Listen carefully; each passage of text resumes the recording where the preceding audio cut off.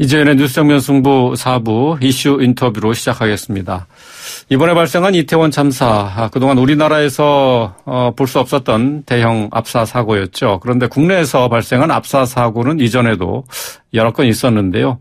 2005년에 일어난 상주 시민운동장 압사 사고는 이태원 참사와 많이 비교가 되고 있습니다. 당시 공연을 보러 온 5천여 명이 관객들이 한꺼번에 출입문 하나에 한꺼번에 몰려들면서 11명이 숨지고 100여 명 넘게 다쳤습니다. 사고가 일어난 후에 왜 이런 사고가 일어나는지, 어떤 상황이었는지 등을 자세하게 연구해서 논문을 발표한 분이 계십니다. 당시 사고와 비교해서 이태원 참사는 어떻게 보셨는지 얘기 나눠보도록 하겠습니다. 이경원 용인 세브란스 병원 응급의학과 교수 연결돼 있습니다. 이 교수님 안녕하세요. 네, 안녕하세요. 네, 자, 이번에 발생한 이태원 참사, 먼저 이 사고 보시고 어떤 생각이 드셨는지요? 예, 먼저 이번 사고로 안타깝게 돌아가신 분들께 깊은 애도를, 그리고 유가족분들과 부상자분들께 진심 어린 위로 말씀을 드립니다. 네. 그리고 재난 현장에서 재난 대응에 최선을 다하신 우리 소방 119 구급대원들, 경찰관분들, 그리고 재난응급팀 출동하셔서 애썼던 우리 응급학과 전문의 선생님들, 간호사, 구조사들 모두에 감사드리고요. 네. 참 이번 사고는 압사 사고의 전형을 보여주었다. 저는 그렇게 먼저 말씀드릴 수 있겠습니다. 압사 사고의 전형이었다. 예. 17년 전에 사고가 났었던 게 이제 상주 시민운동장 압사 사고였는데, 이 압사 사고에 대해서 연구를 하셨어요. 예. 예, 이번 사고, 이태원 참사 같은 경우에는 좁은 골목길이었는데, 당시는 개방된 길거리였습니다. 왜 그때는 이런 사고가 있었던 거죠? 예. 압사 사고는 먼저 군중의 초밀집이 있어야 되고요. 네. 물리적인 제한된 공간, 예를 들면 경기장에서 좁아지는 출입문 같은 것이 이 하나의 요인인데, 이번에 제가 다른 방송의 녹화 때문에 직접 가보았습니다. 네네. 골목이 생각보다 좁고요. 네. 그것도 불법 건축물로 더 좁아져 있습니다. 그리고 개인들이 서로 기대고 밀침으로써 발생하는 외력, 그리고 군중의 세도와 밀림을 일으키게 하는 잘못된 정보. 이번엔 어느 유명인이 왔다는 소문이 돌았다고 하죠. 그때부터 확 쏠림이 생겼다는 생존자가 한 분이 저희 병원에 오셔서 제가 직접 얘기를 들었고요. 지휘하면서. 아, 그래요? 이번에도 이런 것들이 복합적으로 작용하면서 압사 사고를 일으켰다. 전형적인 모습이죠. 예. 이번 이태원 참사 이 사고 현장에 있었던 부상자가 지금 교수님이 있는 병원에 와서 치료를 받았어요? 예, 한 분은 그런 경험이 실제 있었습니다. 어느 정도 부상이었나요? 예, 그분은 1시간 정도 끼어 있었는데 다행히 큰 골절이라든지 그런 건 없어서 다행이었고요. 충분히 불편감을 호소하는 그런 정도였습니다. 1시간 정도 그 군중 속에 끼어 있었다. 오도 가도 못하고. 예, 그러나 그 압사까지는 가지 않은 거죠. 예. 뭐 부상 정도는 그렇게 심하지 않았고요. 예, 다행히 그분은 그랬습니다. 큰 부상을 입은 분들도 있을 겁니다, 지금. 예. 그분이 그 당시 상황에 대해서 좀 얘기한 게 좀 있나요? 예, 방금 말씀드렸듯이 정말 많은 언론에도 나왔습니다만 발이 땅에 닿지 않을 정도로 밀려가는데 네.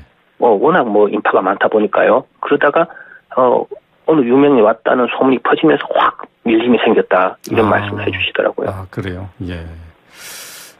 다행히 그래도 큰 부상을 입지 않아서 정말 다행입니다만은 최초 보도에 따르면 심정지 환자가 한 50여 명?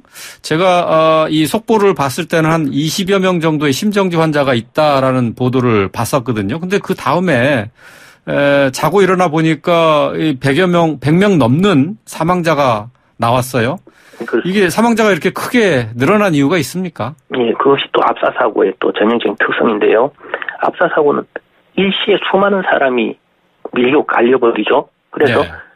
당연히 팔다리, 허리 같은 근골격계에도 타박상, 찰과상, 염자, 심한 골절이 발생되겠습니다만은 가슴, 흉부 부위가 갈려버리면 숨을 쉴 수 없죠. 호흡 운동이 제한되면서 외상성 질식에 의한 호흡 정지, 곧이어 심정지가 발생하게 됩니다. 물론 외상성 질식이 발생하고 빨리 구조돼서 호흡 보조를 받고 하면 저산소증이 교정되면 회복이 가능하기도 합니다만 압사 사고의 특성상 그 지점에만 군중이 있는 게 아니죠. 그 주위에도 수많은 군중 때문에 네. 구조대가 압사 지점에 도착하는데도 시간이 걸리고 도착해서 이번에도 언론을 통해서 6, 7겹으로 사람들이 깔려있었다 하지 않습니까? 그렇죠. 빼내는데도 시간이 걸린다는 것입니다. 예, 예. 그래서 일시에 지금도 보면 결과적으로 한 150여 분 이상 일시에 심정지가 발생한 거고요. 그래서 우리 소방 구급에서 최선을 다해서 DMS에서 최선을 다해서 재난 대응을 했지만 그러나 그런 한꺼번에 많은 사망자가 발생했다. 이것이 역시 압사 사고의 전형적인 특징이라고 하겠습니다. 네. 교수님께서 이제 상주 시민운동장 압사 사고에 대한 연구를 하셨는데 연구의 주된 내용이 어떤 거였고 이번 이태원 참사와 어떻게 비교가 되는 거죠? 예.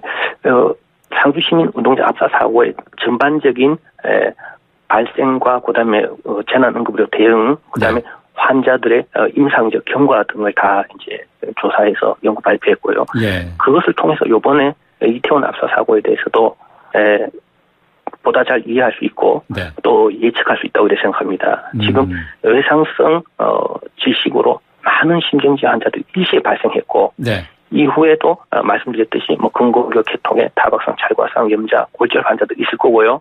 그다음에 굉장히 우려되지만 심폐소생술을 하고 그래도 소생된 분들 중에도 이미 저산소성 허혈성 뇌손상을 입었을 가능성 굉장히 우려되고 상주 시민운동장 압사 사고 때도 그런 환자들이 있었습니다. 상주 사고 때도 그런 심폐소생술 이후에 뇌손상 증상을 보인 분들이 있으셨군요. 지금 상주 사고하고 지금 이태원 참사하고 비슷한 점도 많겠지만 좀 다른 점도 좀 있을 것 같아요. 예, 그렇습니다.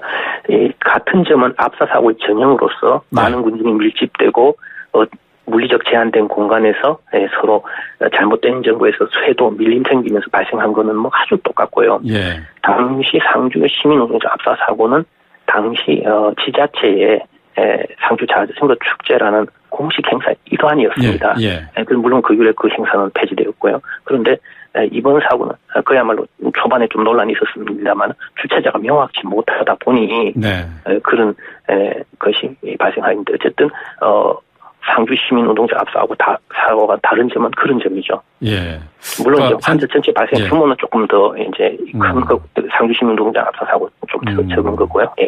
그러니까 현장 질서 요원이 있었어도 상주에서는 압사 사고가 발생했는데 이번 아니요. 그때는 대비가 좀 부족했습니다. 대비가 부족했다. 2005년이다 보니까 지자체에서 미처 그런 것까지 준비를 못한 것은 그것까지 준비 못해서 사고가 일어난 것이다. 그러니까 충분한 질서 안전 요원이 있었다면은 이런 사고는 뭐 미연에 방지할 수 있다는 그런 얘기가 되겠네요. 참 이 가정에 대해서 말씀드리기는 어렵지만 우리가 압사 사고를 대비하기 위해서 다시 말해서 많은 군용이 밀집한다. 이러면 사실은 이제 그 주최자가 명백했다면 또는 미리 대비를 했다면 여러 가지 이제 그 대책을 세울 수 있겠죠. 그렇죠. 충분한 출입구를 근데 저희가 이제 뭐 예상하지 못했지만은 갑자기 인파가 많이 몰리는 곳에 가 있거나 떠밀려서 넘어졌을 때 어떻게 대처해야 되는지 이게 중요할 것 같아요. 어떻게 해야 됩니까? 좋은 질문이신데 일단 인파가 초밀집돼 있고 군중의 세도나 밀림 발생하면 통제 불가능합니다. 그래서 일단 압사 사고가 생겨버리고 떠밀려 넘어졌다. 자력으로 일어난다는 건 불가능합니다. 빠른 구조도 말씀드렸듯이 쉽지 않고요. 그래서 압사 사고가 일어날 수 있는 상황 자체를 만들지 않아야 합니다. 그래서 그런 것들은 뭐 지자체나 뭐 경찰에 몫일 것이고요. 인파가 많이 몰리는 상황에 만약 이제 우리 시민 여러분들이 계시다면 서로 침착하고 조급한 마음에 절대 뛰거나 남을 밀치는 행동하면 안 되겠죠. 그리고 뭐 예를 들어서 어디서 선물 준다, 뭐 어느 유명인이 왔다 해서 그쪽으로 확 밀리는 이런 순간에 압사가 발생합니다. 물론 이제 외국 사례에서도 뭐 대형 무도회장에서 실제 화재가 났다든지 또는 요번에 뭐 인도네시아 축구 경기장에서도 최루탄이 터져서 갑자기 이제 탈출하려다가 일시 압사 사고가 발생한 사례도 있습니다. 그렇죠. 그래서 언제나 뭐 그렇듯이 기본적인 안전의식, 질서의식 뭐 가장 기본이라겠습니다. 알겠습니다. 일단 많은 사람이 몰려 있는 곳을 피해야 되는 것은 당연하지만은 그런 상황이 되더라도 침착하게 또 질서, 안전 준수 의식 이걸 가져야 되겠다 그런 생각이 드는군요. 오늘 말씀 여기까지 듣겠습니다. 고맙습니다. 감사합니다. 이경원 용인세브란스 병원 응급의학과 교수였습니다.